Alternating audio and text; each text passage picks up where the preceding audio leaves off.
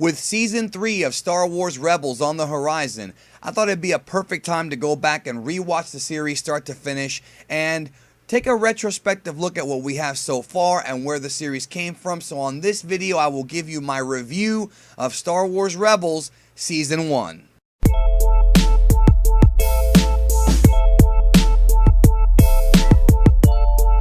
Star Wars Rebels, the animated series, is a loose continuation of the Star Wars Clone War animated series, taking place about a decade and a half after the end of the Clone Wars, as it was told to us in Star Wars Episode 3, Revenge of the Sith. The story of Rebels follows the crew of the Ghost, a small freighter ship, and their battles against the Galactic Empire. The first question I always get from people who haven't seen the series is, should I watch the Clone Wars series first?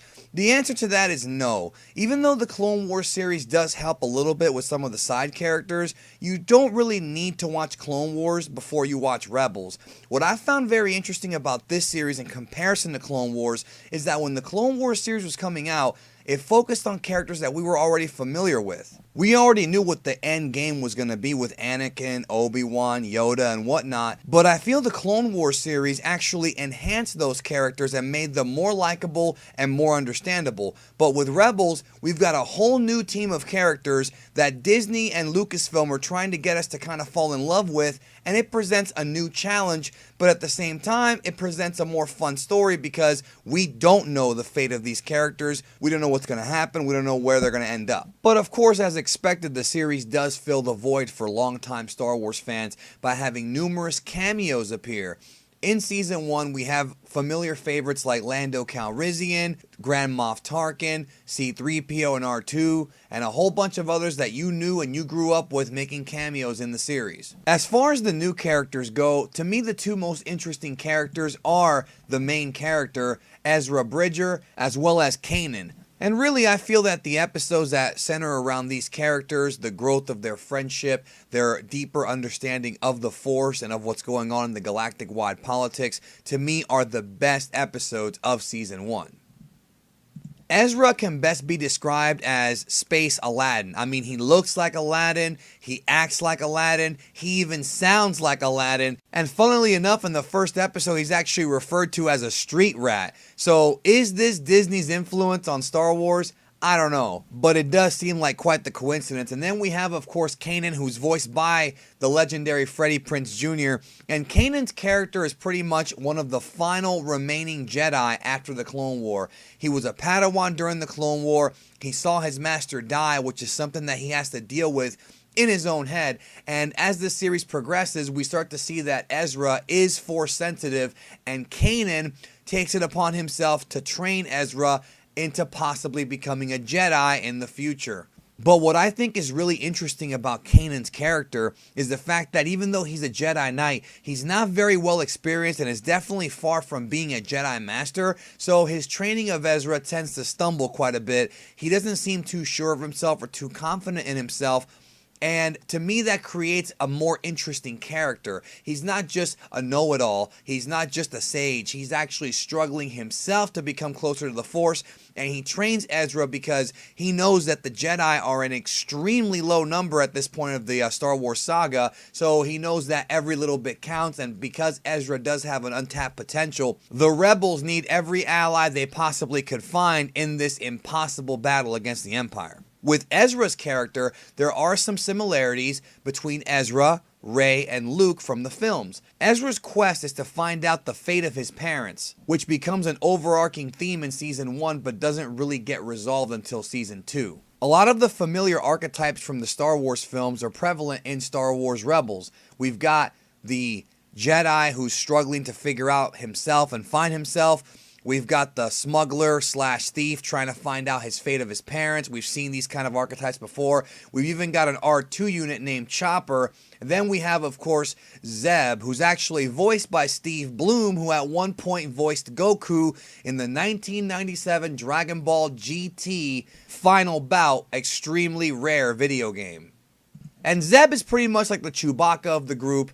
Kind of predictable in the sense that Ezra and Zeb have their issues here and there, but of course you know that at the end of the day they're all fighting for the right cause. And Fun fact that Zeb's design is actually based on some of the original conceptual artwork for Chewbacca. So again, the character of Chewbacca lives on through Zeb, but it's even easier to identify with Zeb because, well, he actually speaks and doesn't just growl like Chewbacca. Now, as far as the villains go, obviously because of the time frame of this series, this is when the Empire was at their absolute height, continuing the construction of the Death Star. They have a strong grip on the galaxy. And I love how the series really expands the universe and lets you understand and learn what the galaxy was going through during the worst, most tyrannical time in the history of the galaxy. And they take a few episodes to really explore some civilizations here and there and see how they're reacting to being under oppression. But as far as villains go, obviously Lord Vader makes an appearance, obviously Palpatine makes a brief appearance, but the main villain of Season 1 is the Grand Inquisitor. Now, the Inquisitors is something that we had heard about for years, but now we're actually seeing them implemented into the actual canon story. Pretty much Inquisitors are dark side sensitive bounty hunters that are hired specifically by Darth Vader and Emperor Palpatine to hunt down the Jedi. We don't find this out till Season 2, but Vader is still trying to find Obi-Wan Kenobi. But in the meantime, the Inquisitors are there to find out as much information as they can about the rebellion, which is not really formed completely yet, but there are pockets of rebellion here and there in the galaxy, and this series kind of brings everything together in a really creative way, and it really expands the Star Wars lore in a way that I feel was a positive addition to the Star Wars franchise. Now, as far as the actual episodes in Season 1 of Star Wars Rebels, the quality of them does kind of vary. The first episode, titled Spark of the Rebellion, I thought was a fantastic way to start the series off by introducing our characters, showing how they get together, and even throwing some allusions and little hints and little homages to the Clone Wars cartoon. But to be frank, the few episodes that follow the pilot aren't very good in my opinion. They're not horrible, they're just a little bit mediocre. And the series really comes off like it's Star Wars for kids. Now, I'm not against watching anything that's for kids because it's still Star Wars, it's still very enlightening, but it becomes very episodic. It's almost as if each episode doesn't really count as much as it should. However, near the end of the season is when things really start picking up, and I think that's when the writing really gets better and the show starts to really begin to crank its wheels. The story and the characters of Rebels really take a turn in the episode entitled Gathering Forces, where Ezra becomes overcome with anger and taps into the dark side of the Force, which prompts Kanan to take Ezra to a Jedi temple in the following episode called Path of the Jedi, where we see a cameo from a legendary Jedi Master. We hear his voice, they play the music from Dagobah. I think you know what I'm talking about. And whenever you hear the music, the classic Star Wars music like the Cloud City theme or the Yoda theme, it just really brings warm feelings of nostalgia, and it really reminds you that this is indeed Star Wars, that we're still watching Star Wars. I think the music in the series complements John Williams' theatrical score tremendously, and a lot of the songs are taken right from the films except remixed for television. I think it just sounds great and really fits the tone of what Star Wars is. So the final 3 episodes or so are absolutely fantastic as Grand Moff Tarkin himself gets involved as the Empire is frustratingly trying to deal with the rebels on Lothal. And it all builds up to a tremendous season finale where Zeb, Ezra, and the rest of the crew are confronted face to face with the Inquisitor, and a huge fight breaks out, ending with very ominous words from the Inquisitor. And of course, the last few minutes of the episode feature the arrival of the scariest dude in the galaxy, the guy who Emperor Palpatine has personally assigned to hunt down the rebels, which of course leads brilliantly into A New Hope, or so we presume. The series is not over yet, but I think it makes sense that now we're seeing how Darth Vader was involved in all this, and I think the Rebel story really helps tighten up the films and tell us what was going on in between the movies.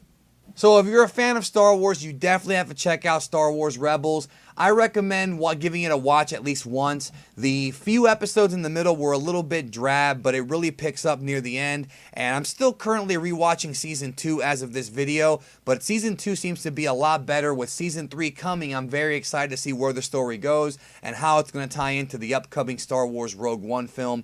It's a lot of fun. Some of the CGI 3D animation is a little jarring at first, and as a kid, I was never a big fan of that kind of animation.